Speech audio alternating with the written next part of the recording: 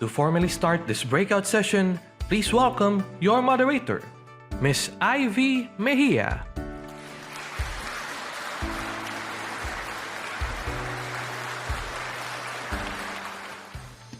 Thank you. Good morning. I am Ivy Mejia, your moderator for Education and Human Capital Improvement.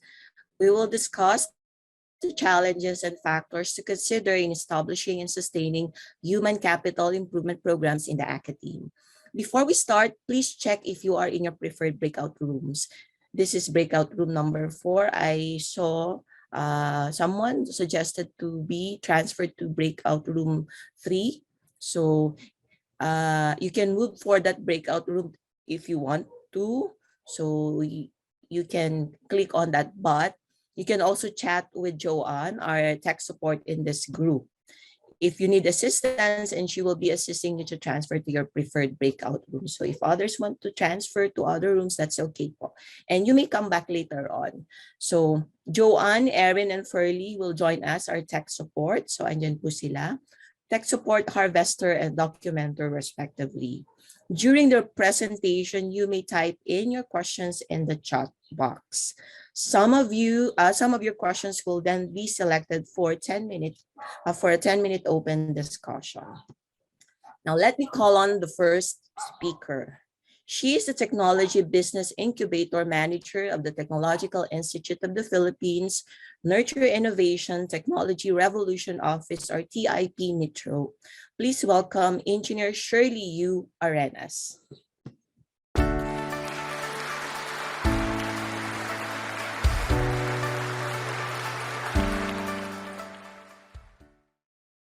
Good morning, everyone.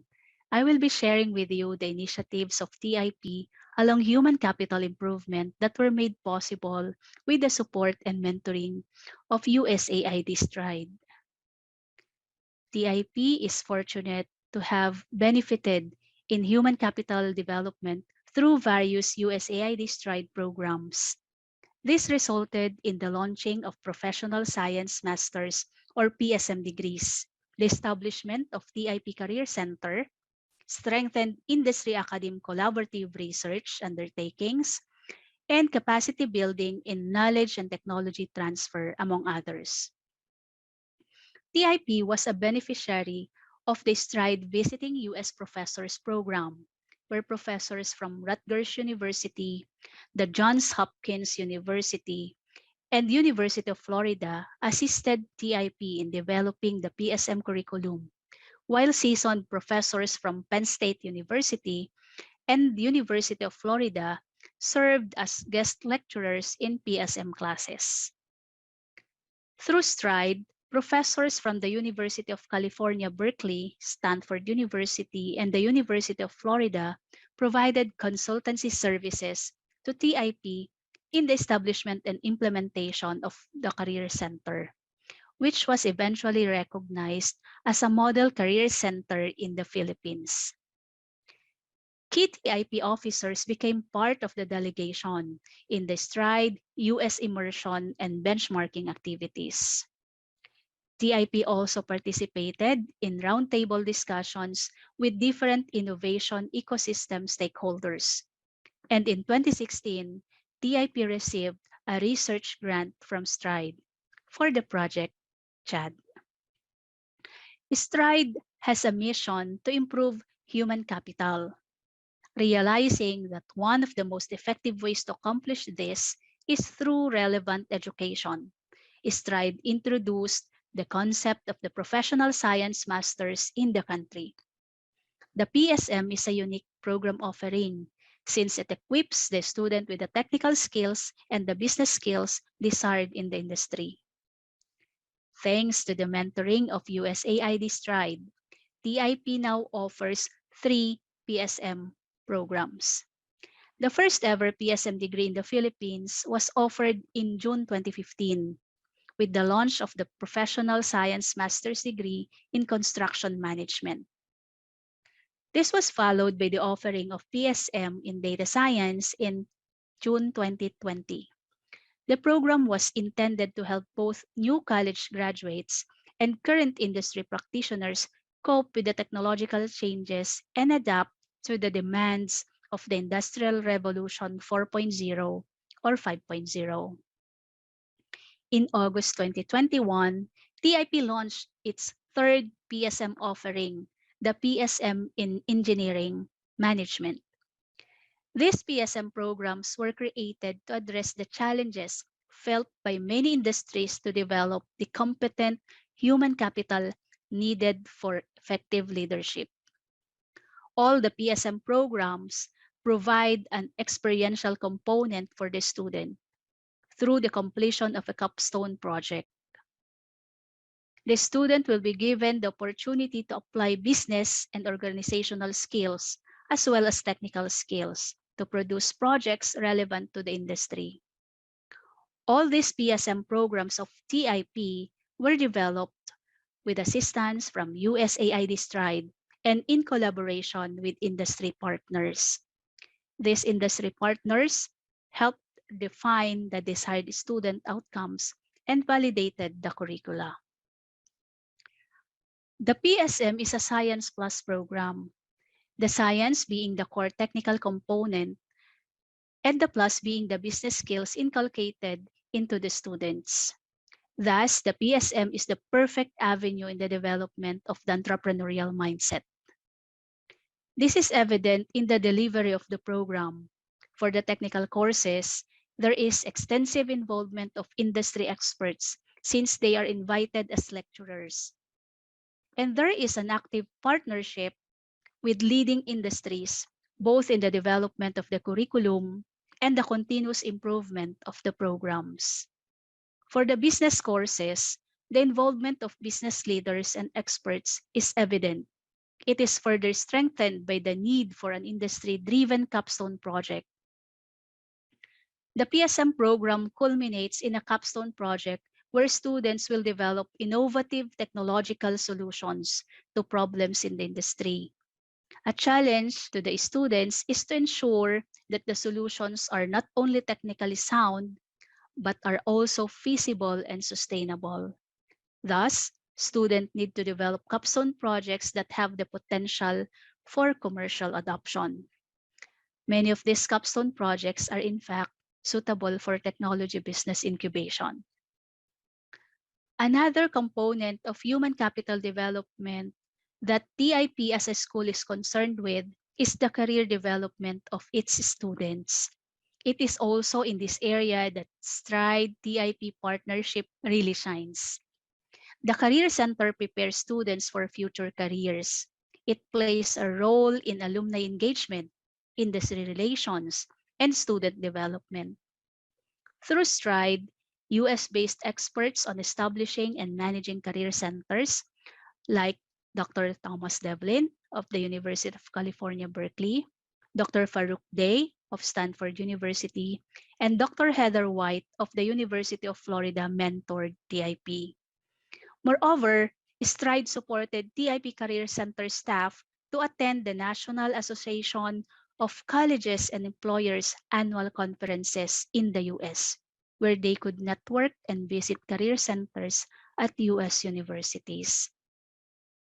TIP could not have found a better partner in improving human capital than Stride. Despite the successes we have achieved, there remains a lot still to be done with regard to human capital development. As we have observed, there still remains a gap in the mindset of the industry and the academe. For instance, in the expectation for research from academic institutions, there is a disconnect and distrust between the producers of research and the users of research. This was one of the highlights of a Stride study. At the same time, there remains a perceived mismatch between what a degree actually delivers and what the industry desires. This is especially true for many academic graduate degrees. Then, of course, there is the disconnect between the rapid change in the industrial landscape and the changing skill sets needed, and the perceived slow reaction of the academe to adapt to the needs of the times. Nevertheless, our work continues. We remain steadfast in our mission. We are undeterred. Thus, we are taking concrete steps to ensure that we are always moving in the right direction. Here are some of the ways in which we are able to sustain the industry-academe collaboration. The first is to establish program advisory boards. This is to ensure that curricular programs are responsive to industry needs. Members of the advisory board participate in the development and enrichment of curricula, in setting program educational objectives and program outcomes, and the identification of industry-required competencies, among others. Second is the strengthening of alumni relations. We in the university should maintain a connection with alumni and share the progress within the university, because good and continued relationships with alumni can contribute to the increased industry engagement, possible funding for research, and broader societal impact. Third is the active engagement of our industry partners. By continuously getting their feedback, we are able to enrich our curriculum and the program delivery. This also allows us to tap them in various collaborative applied researches. To end, let me quote Henry Ford, who said, "Coming together is a beginning. Keeping together is progress. Working together is success." Our first meeting with Stride was the beginning of a fruitful partnership. By sticking together, we produced many things, including many firsts in the country. By working together, we accomplished a lot. We could not have found a better partner than USAID Stride. Looking beyond, we are hopeful that what we have accomplished together shall bring more fruitful reap. Rest assured, TIP shall continue to be at the forefront of human capital development in the country as we prod on in strengthening the innovation ecosystem in the Philippines. Thank you. Thank you, Engineer Arenas, especially on the concrete strategies to address the mismatch on what degree delivers and what industry requires. Very insightful. We will have Engineer Arenas during our open forum. Please keep your questions coming so you may chat it. You may enter it in the chat box. Our second speaker is the Vice Chancellor for Research and Innovation at De La Salle University. Ladies and gentlemen, let us welcome Dr. Raymond Tan. Dr. Tan? Thanks very much. First of all, I want to say good morning to all the stakeholders present. And let me bring up my screen. Okay, thanks very much. Good morning to all the stakeholders in our room. I'll talk briefly about our experience with Stride, but I will emphasize what's happened in Stride Phase 2. And I'll begin with this picture of a model innovation ecosystem. Since 2013, the purpose of Stride has been to try to transplant lessons that we've learned from experience in the United States and to transplant them into the local setting so that we can establish a functional innovation ecosystem like this, where researchers are able to generate new knowledge and new products for the public good in a system where, of course, future research and development is subsidized both by public funds and by investments from the private sector. Now, I'm happy to say that De La Salle University has been there with Stride from the very beginning. And a lot of the milestones that we've achieved have actually been partly because of the lessons and contributions from the Stride program going back to 2013. For example, we're coming off a decade in which our research output grew by 600 plus, actually close to 700% from 2010 to 2019. We made significant headway in becoming recognized internationally as a research-intensive institution. And again, this is partly not just through our own efforts, but through support of the Philippine and the United Now, I'll talk in addition to the support that we received in Stride Phase 1. If I'm not mistaken, we received in excess of 40 million pesos worth of support during the span of the Stride Phase 1. But in Stride Phase 2, we were a little bit more focused, and it began 3 years ago in a meeting with Chief of Party, Dr. Richard Abendan, who wanted to revive the START program. Now, in Stride Phase 1, START was simply a series of seminars that were held in different parts of the country on various research skills development training for academic researchers. What Dr. Abendan wanted was to establish something much more organized and to make it sustainable beyond the span or the time frame of Stride itself.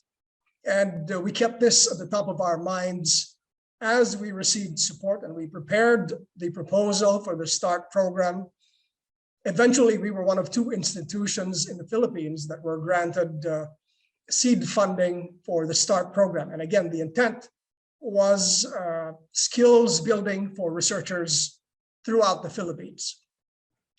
And because the goal was institutionalization, we realized that we needed to do this at the organizational level, and we reorganized internally to be able to develop and deliver the programs under START over an extended period of time. And the key changes that we made included establishing the START Hub, which is the project funded by Stride, but we also established the School of Lifelong Learning. We realized sometime during the pandemic or just before the pandemic that in the future, continuing education would have to be a large part of higher education in the Philippines. And therefore, we created this school and we assigned a dean to lead the school into the future.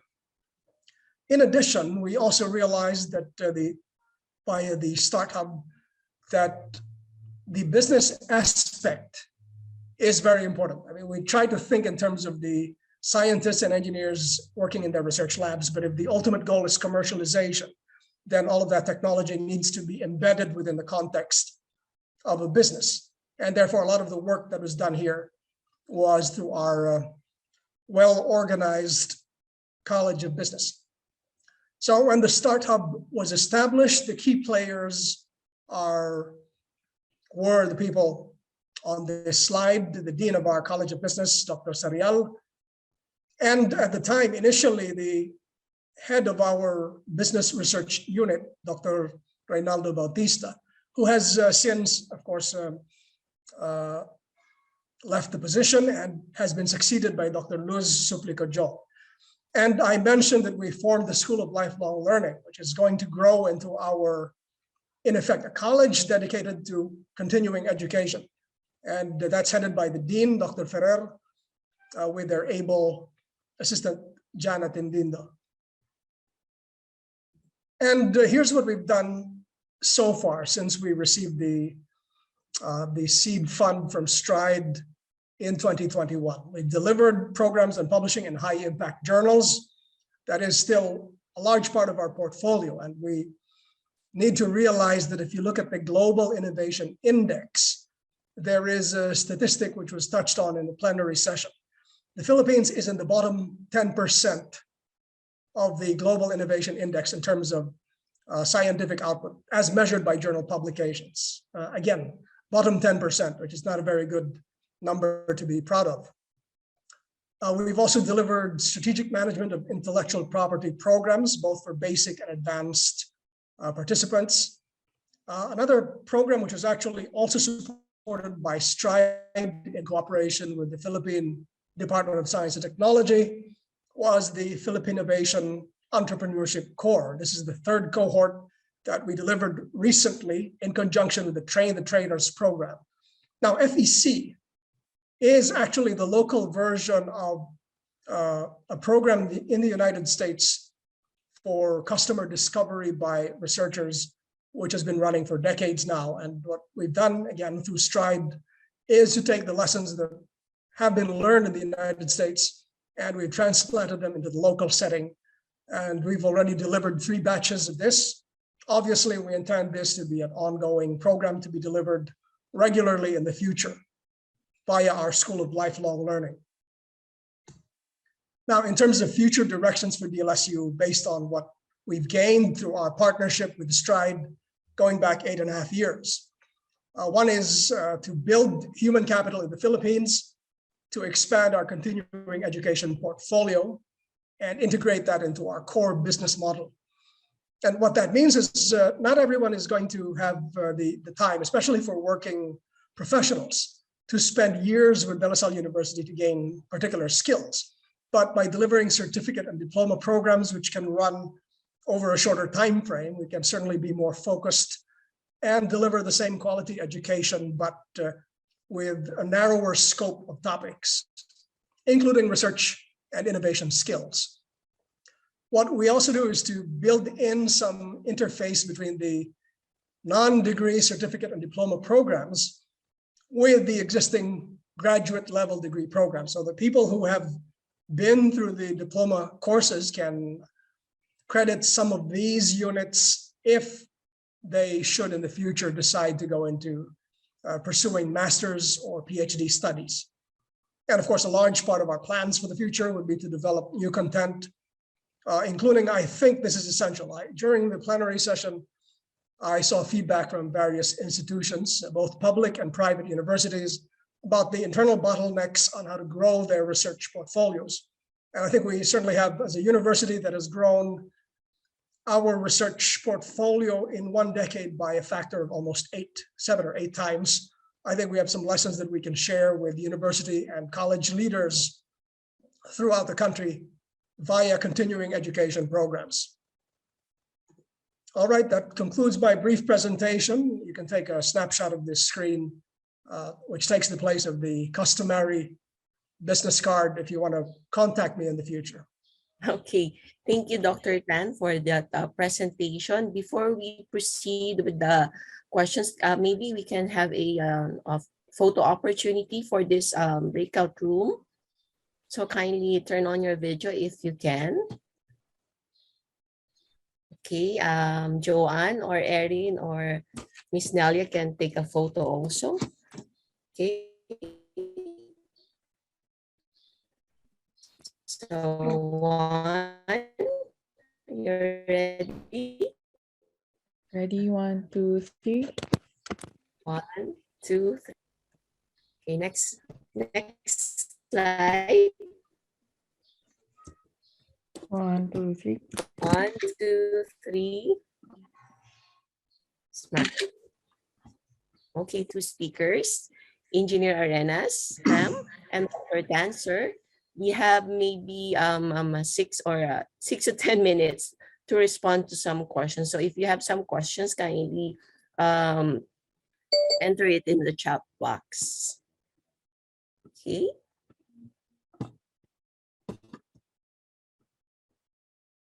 Let's just wait for the questions coming from different universities under this breakout room.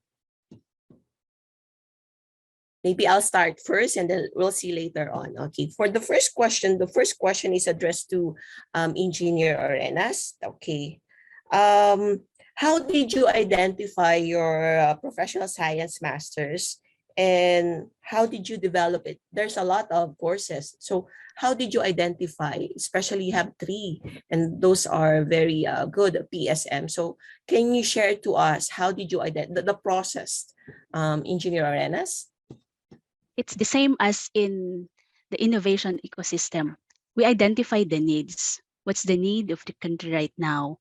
What professionals do we need right now? So we started with that one.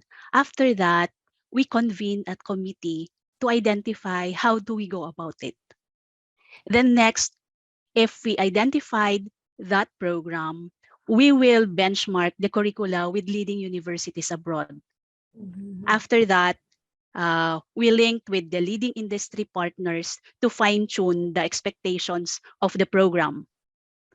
And the expectations including the setting of the objectives for the program. And then we validate the curricula with the identified partner industry before we offer it to the community or to the public. That's what we do in TIP. Thank you. Thank you, Engineer Arenas. Maybe there are some questions related to the first question given to Engineer Arenas. So kindly type it in the chat box. I'll get back to it later. And for the first question for Dr. Tan, institutionalization is very important for programs to run.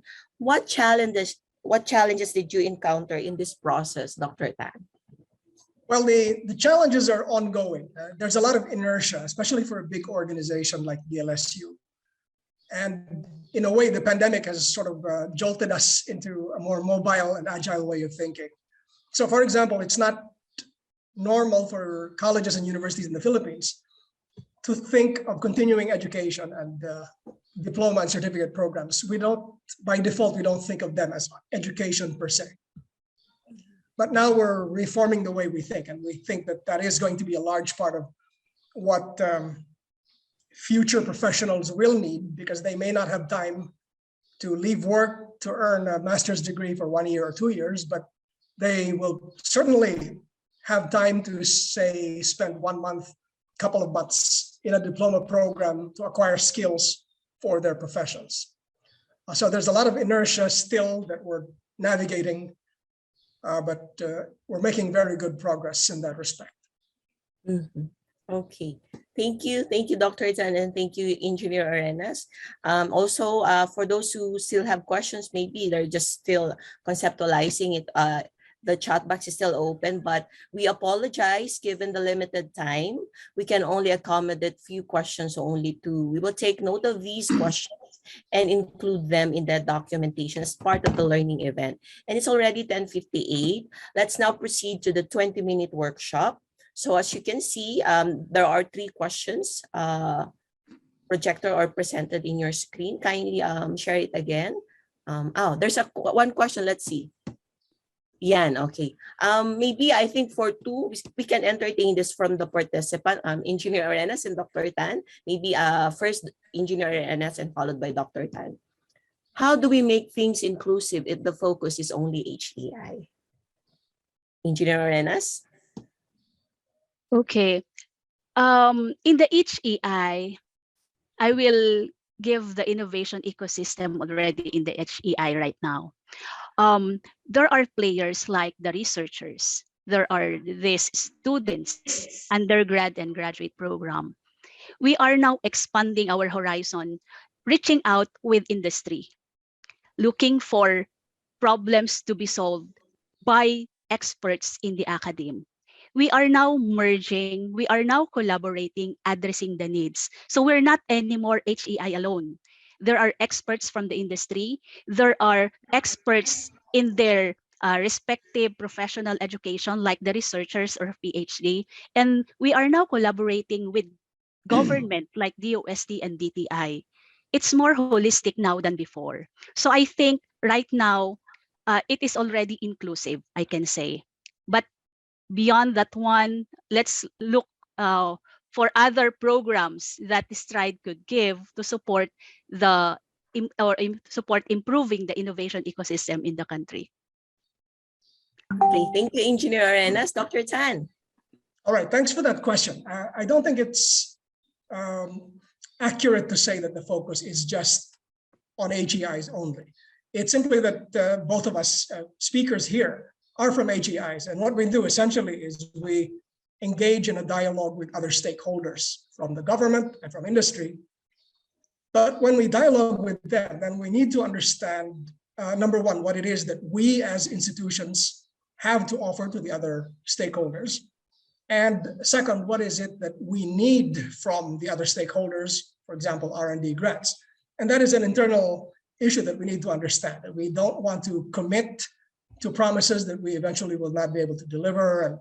And therefore, it's a matter of understanding our place in the innovation ecosystem so that we're able to make effective contributions. Thank you for that question.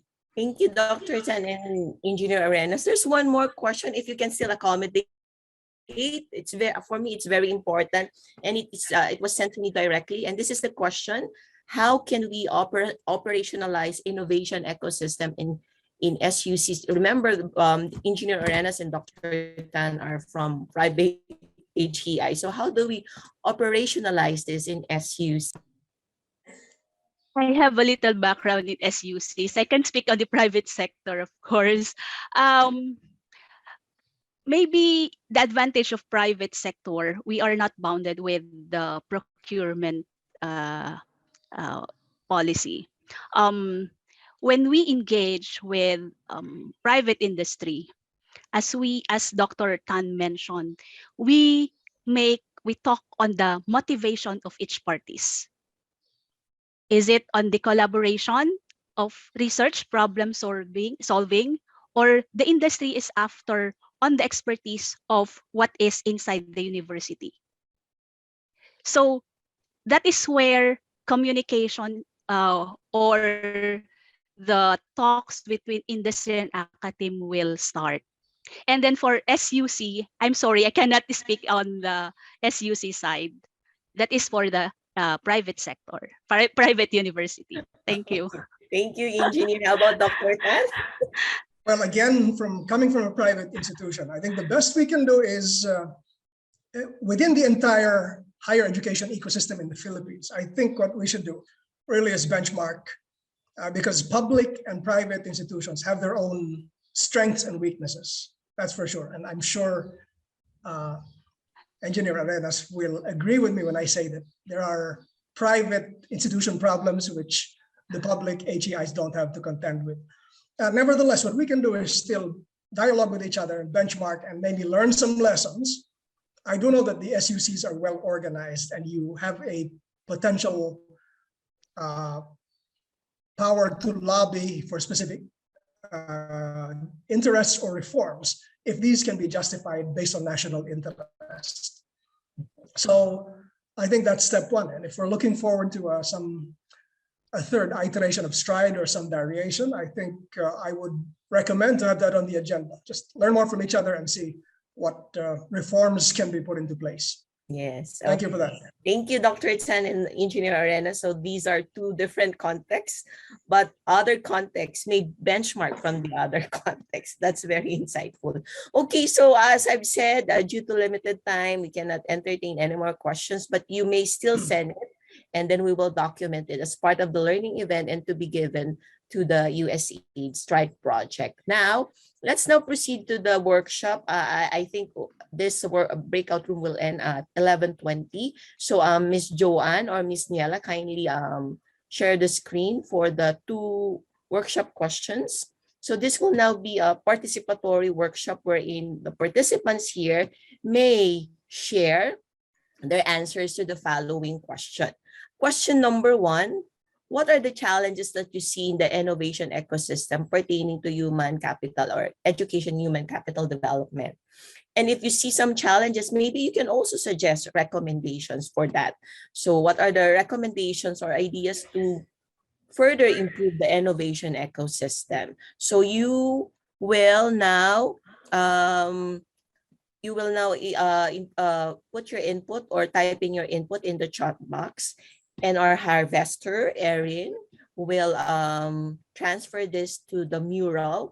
I think the link to the mural has been shared already, so you can also access that. But later on, we will share that. Okay. So, okay. So I would like to inform you also that while we are having our discussion, we have assigned someone to capture your ideas also. So we have harvester and documenter. Okay. So the mural link is already shared in the chat box by Erin. So you may click on that link so everyone can check on the link. What's our role here? Okay, so Dr. Tan will just read the recommendations and also challenges, and maybe I can also ask you later to react on some of the challenges and recommendations. So let's just wait for the participants to share their recommendations or challenges in the human capital development, education and human capital development. You may also click on the link, Dr. Tan and Engineer Arenas, to see the inputs or ideas transferred by Erin? Okay, so maybe Erin, you may share the screen siguro. Okay. Ay, Joanne pala, Joanne. Okay. So you will see it's the mural maybe the mural. Mhm.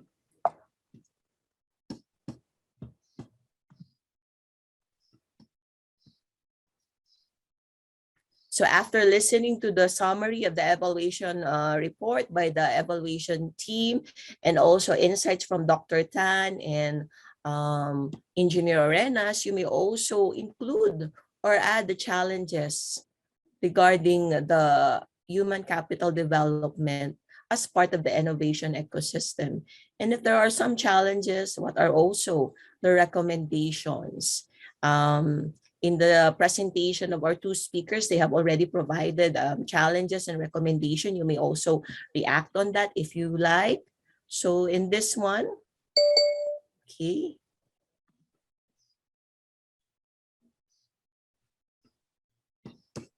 Coming from different universities, what do you think are the challenges for capacity building regarding innovation? Okay, coming from the government agencies, what do you think are the challenges that are not covered by the evaluation or by the project? And what do you think are the recommendation? Because we have different contexts, we have different cases, and we can there's no transferability, sabi nga sa research, because we have different contexts. Even if we share the same, like for example, SUC1, SUC2, there are also other contexts. So what are the challenges? There may be a universal challenges or a unique challenge that can be that can benefit other universities. That's okay. So let's just wait for the input here, or maybe if you can think of any challenges or recommendation, any insights or reflections or takeaways. Okay, from Eric, question number 1. From a broader landscape, human, okay, in question number 1 is more of the challenge. What are the challenges? So the challenges, one of the challenges is provided here. From a broader landscape, this will now be transferred to the mural.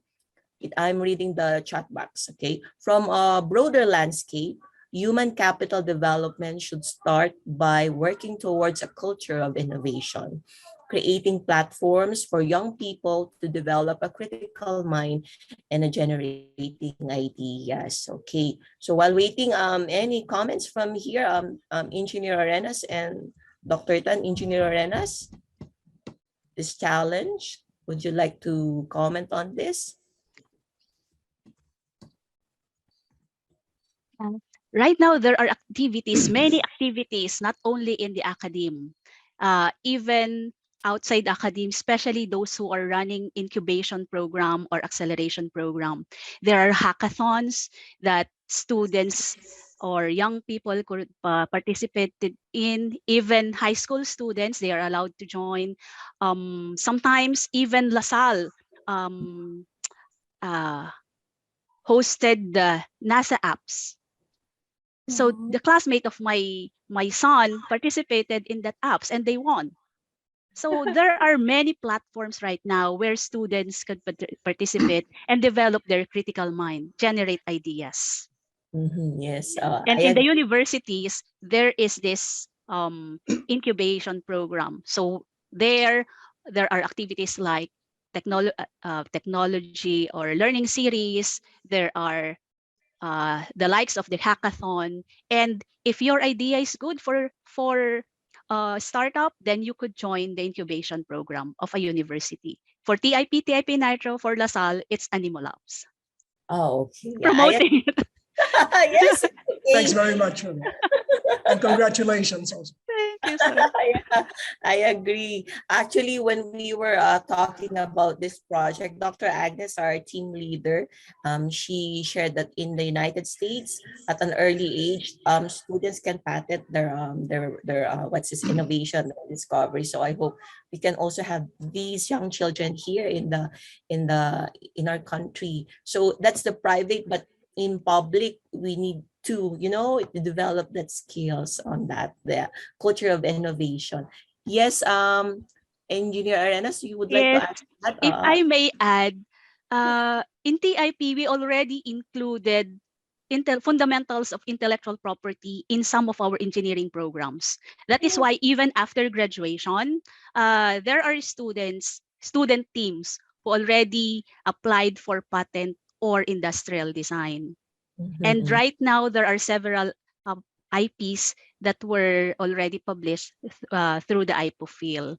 Also, I am proud to say that we have one in Kubitis. They are undergrad and they already registered their venture only last January 2021. They are fourth year mechanical engineering and computer engineering, and they already have traction. They Mhm. already they solve problem of the community right now. Mhm. Want to promote that one. Thank you. Yeah, this is to encourage others also. Dr. Tan, you would like to add on that, Yeah, or? I just want to say this might be my last word for this morning. I think the pandemic over the past 2 years has some important innovation ecosystem lessons for us. Mhm. I'm sure many of us in this room have already been vaccinated, some even with boosters. But let's keep in mind that COVID-19 caught everyone by surprise. Yes. And it's actually very impressive that within a few months of the pandemic, there were already commercial vaccines available in the market. And I want to speak briefly about some of these. Mhm. My first shot was the AstraZeneca vaccine, which was developed in an Oxford University research laboratory, which actually is based on more fundamental research that goes back multiple years. They did not start doing research in March 2020. They already had ongoing research back before people even realized that there was a threat of future pandemics. Likewise, there have been startups and new companies that were formed, like Moderna, built on innovative new technology, the so-called mRNA technology. But even that was not developed in response to the pandemic. It was developed decades ago as a fundamental scientific discovery. And the lesson here is we need a stronger base of research in the Philippines. Yes. The Philippines, as I said, according to the Global Innovation Index, is in the bottom 10% of countries in the world in scientific output. And that means we don't have a strong enough foundation as of now to develop the kind of world-changing innovations that we've seen, developing vaccines for the world that actually save lives. That's the sort of thing we should aspire for. And we need to begin to put in place the kind of reforms that will enable Filipino researchers and scientists and engineers to make such world-changing contributions. We're not there yet, but we should at least aspire for that kind of thing. Yeah, I agree, Dr. Tan. And it's actually also rooted to the basic education. If there are innovation pillars, there are also education, innovation in the pillars in the innovation in education. So we need to strengthen this because this will be the future workforce for us to be ready, as you mentioned. Thank you. And here also there's a recommendation in the chat box. Consider clarifying or delineating the role of SUCs, HEI, and TESDA in addressing industry needs for innovations and human capital requirements. Yes, because as mentioned in the evaluation report, there are varied innovation capacities and competencies. That's why this is also a good recommendation. Okay, any other challenges or recommendations? Do we have CHED reps in our event? I think they were given an invitation, but in this breakout room, I can't see any name. No, I don't know, but I think they're part of this event as a invited participants. Okay, but this will be all the results will be also presented to them, Dr. Tan. Okay, any other additional challenges and recommendations from the participants of this breakout room? We can also think of those who are experts who are retiring, like Professor Emeritus.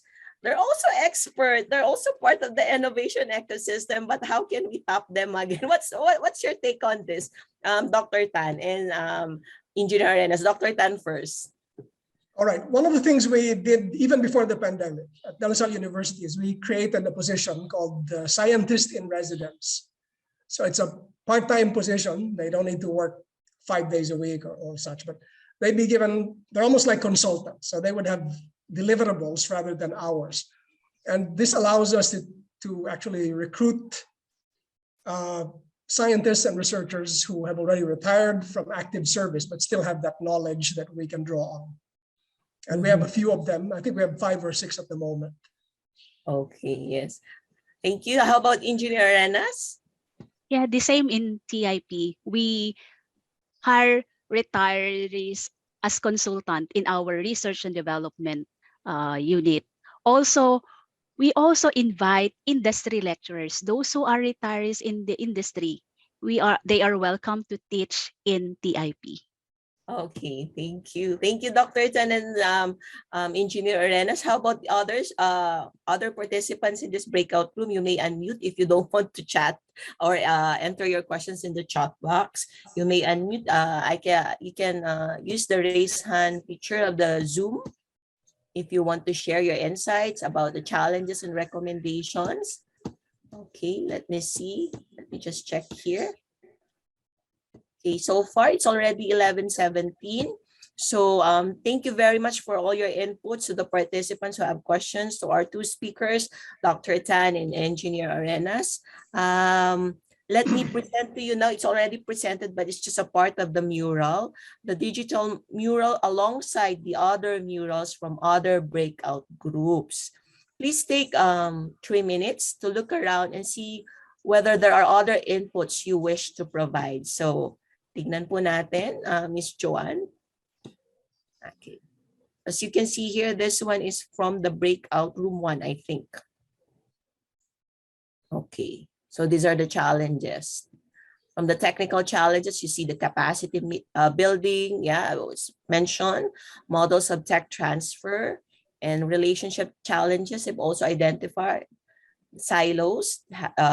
There must be a continued space for collaboration, for sustainability, protection of TARF, readiness to collaborate, innovation culture, inclusive collaborative space, inter-office openness, identifying and agreeing on roles, revisiting mindsets, innovation, engage communities. Okay, so there are now currently being added from several breakout groups. From the top, upper right siguro. Let's see. These. Yan, ito. Tignan po natin. Okay, I think the yellow background or inputs are for challenges, and the green ones are recommendations. So improving basic education in the country. So these are the recommendations. So there's a lot here. Include fundamentals of IPs in the existing programs. Yes, we need to be diversity, inclusion, and equity. We need to include that.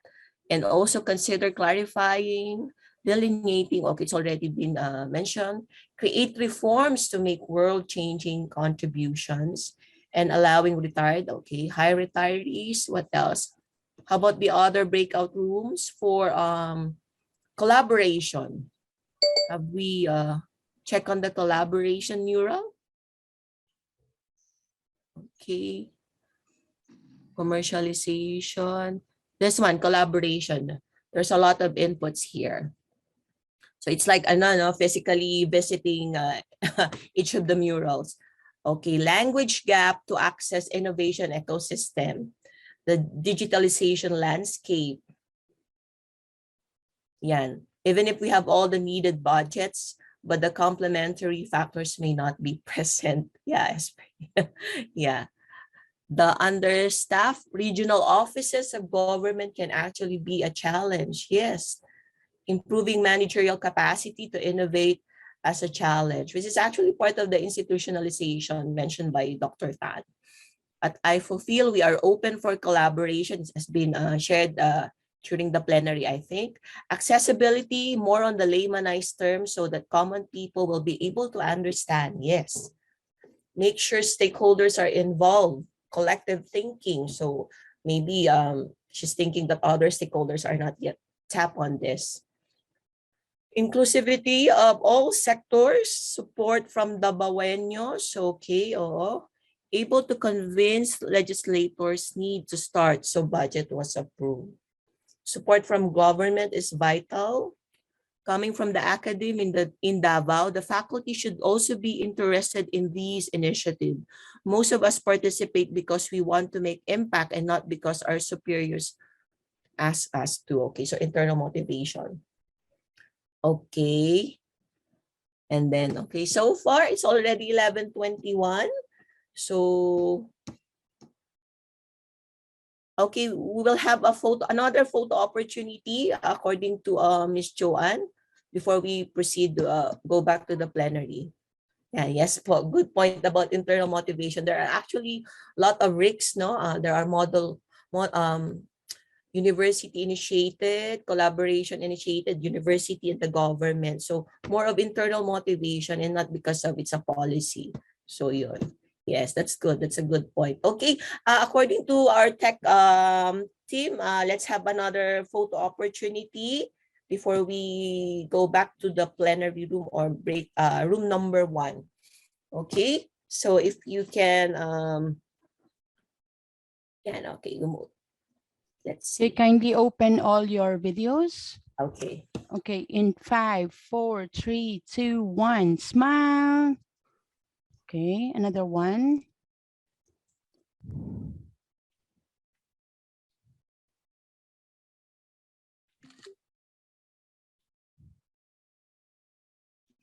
Okay, 5, 4, 3, 2, 1, smile. Thank you very much. Thank you, everyone. So kindly go back to the plenary room. Just click leave room, no? And then we'll see you there. Goodbye. See you at the plenary room.